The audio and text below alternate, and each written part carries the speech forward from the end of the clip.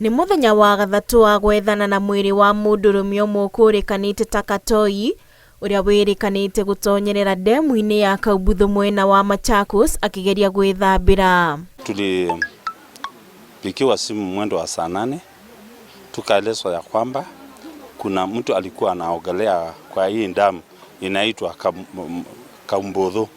Tuliita watu wa county government wale wameajiriwa kwa hiyo kazi, tukaita watu wa Red Cross, tukaita police na mimi na assistant chief wangu tukafika hapa. Arĩa makoretwo magĩethana nake matarĩirie atĩ nĩ magĩte na ihinda iritũ ndukũ ithatũ hĩtũku, ona thengia wa kũhũra njeki nĩ ataaramu angĩ a gwĩthambĩra. Tuliingia hapa Friday mwendo wa saa 2:30.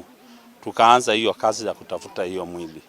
Tukatafuta tukitumia kamba na tukatumia mamiti kubwa, tukashinda hapo the whole day.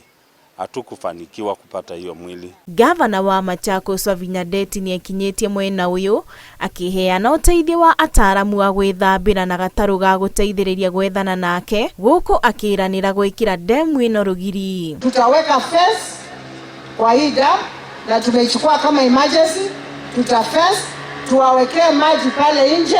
Maji mnaweza kuchota ya kuosha nguo, ya kuosha magari, na hata pia tuweke ile inaitwa trough, mahali ng'ombe wanaweza kukunywia maji. Ngĩribotera Inooro TV, njĩtagwo Lucy wa Mũchoki.